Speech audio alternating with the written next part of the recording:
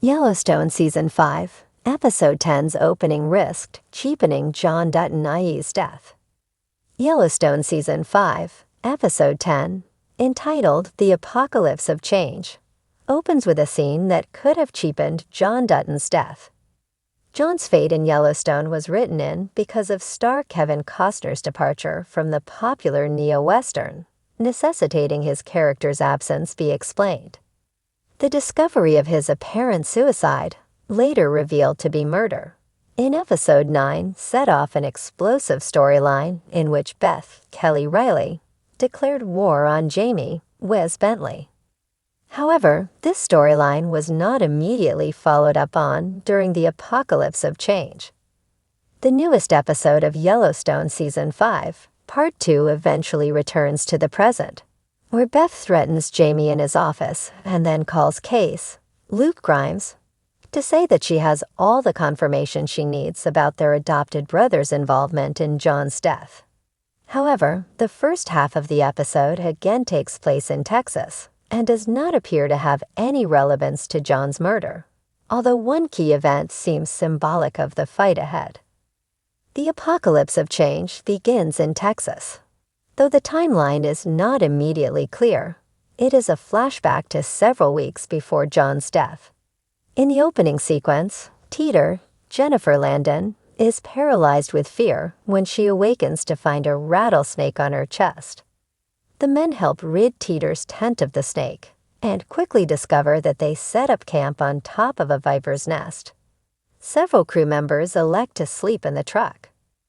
Additionally, Rip Kohlhauser lectures Teeter about allowing the viper's nest in by leaving her tent flap open instead of protecting herself.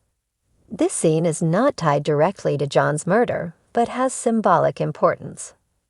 Instead, it plays out like a typical Yellowstone scene prior to John's death, with Gator, Gabriel Gilvo, offering to cook the snakes and the crew members teasing Teeter about what could have been a fatal situation. This might have been more effective if the Apocalypse of Change had immediately jumped to the present, but instead it spends the next half hour in Texas, depicting Beth's insistence on taking Rip away from the crew for a date night and the couple's discussion of their future. Yellowstone Season 5, Episode 9 ends with a strong cliffhanger. As Beth tells Case, she believes Jamie is responsible for John's death, while Jamie confronts Sarah, Dawn Olivieri, shocked and horrified that she'd taken out a hit on his father to further their shared goals. It makes little sense to flash back to Texas instead of following up on these tense developments, especially because it isn't immediately clear that this is taking place in the past. Rip and Beth are engaged in their usual activities before John's death, making it seem less important. The flashback scenes taking up half the episode seem like a betrayal of Yellowstone's central premise. Throughout the series, John Dutton II is the protagonist, and his death is supposed to turn the Dutton family's lives upside down while leaving an opportunity for his enemies to gain a foothold in their quest to seize the ranch. However, John's death is not part of the first half hour, making it seem like the series has moved on without him, instead of it being the seismic event that drives the action throughout the final season. These flashbacks might be more tolerable if Yellowstone didn't have limited time to tell the story of John's death.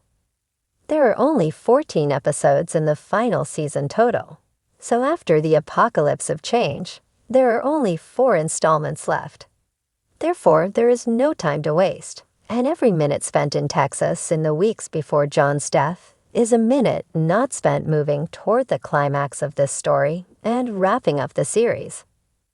Additionally, jumping back and forth in time makes it difficult to keep track of where the story is in the timeline, especially if jumps aren't clearly labeled. This is a serious problem during Yellowstone Season 5, Episode 10, as the scenes in Texas don't make sense without understanding that John is still alive during them. For example, Beth's thoughts about giving up the ranch and moving to Texas contradict her fierce desire to protect John's legacy and are, therefore, confusing without the context that they occurred in the past.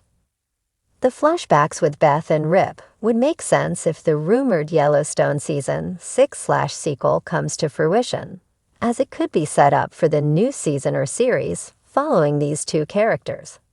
However, Yellowstone's main focus in the little time remaining should be on Case's investigation into John's death and the war between Beth and Jamie. Making this intense storyline more central will help usher in a satisfying conclusion to the neo-Western, while continually jumping back and forth in time will dilute the story's power and end the series on a confusing note. Yellowstone Season 5, Episode 10 opened with a dramatic, high-stakes sequence that undeniably set the tone for what was to come. However, as the dust settled in, viewers absorbed the implications of John Dutton IE's fate. A troubling question arose: did this opening risk cheapening his death? For a character as monumental as John Dutton, the patriarch of the Yellowstone Empire, his demise should be nothing short of legendary. But instead of a poignant, carefully crafted farewell, the episode flirted with the dangerous possibility of reducing his death to mere shock value. The tension in the room was palpable when the episode began. Viewers had been bracing for the inevitable ever since the season's first half hinted at John Dutton's worsening circumstances. Politics, betrayal, and family strife had all painted a target on his back, making his fall all but certain. Yet when the moment arrived, the execution left much to be desired. John Dutton IE has long been a symbol of unyielding resilience, a man who refuses to bow to change even as the world around him evolves. He has faced countless enemies, survived attempts on his life, and endured betrayals from within his own family. His presence has always been larger than life, making it imperative that his eventual downfall be handled with the gravitas it deserves. However, Yellowstone's decision to open Episode 10 with a rapid, almost impersonal unraveling of his fate felt disjointed. One of the most striking aspects of this opening was its reliance on a sudden escalation of violence.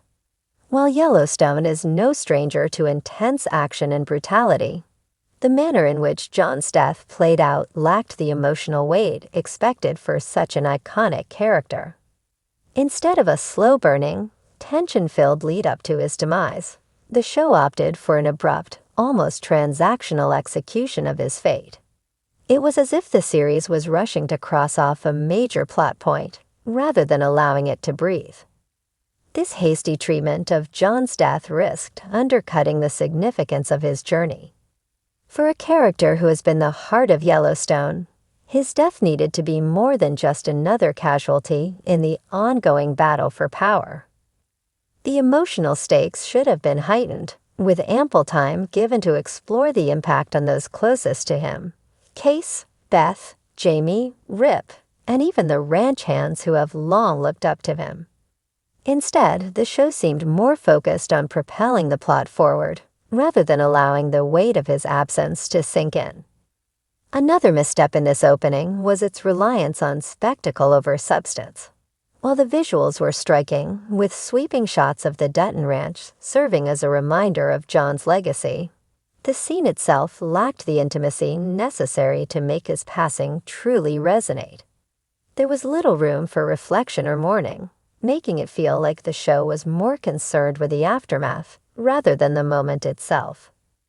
This approach runs the risk of reducing John's death to a mere plot device, a stepping stone for the next wave of power struggles within the family. While conflict is an inherent part of Yellowstone's DNA, it should not come at the expense of meaningful storytelling. A character as significant as John Dutton IE deserves a send-off that acknowledges his complexities, his strengths, his flaws, and the indelible mark he has left on those around him. Moreover, the timing of this decision is crucial. The second half of Season 5 had already been met with scrutiny regarding its pacing and storytelling choices. Many fans worry that the show was prioritizing shock value over character-driven narratives, and John's abrupt exit only reinforced those fears. If Yellowstone wanted to truly honor his legacy, his death should have been treated as a seismic event, rather than just another piece in the game of political and familial maneuvering. Of course, there is a counter-argument to be made. Some may view this choice as a bold subversion of expectations. After all, death is often sudden and unceremonious in the real world. However, in the realm of storytelling, particularly in a series as grand and mythic as Yellowstone, certain moments demand a more deliberate approach. John Dutton is not just any character.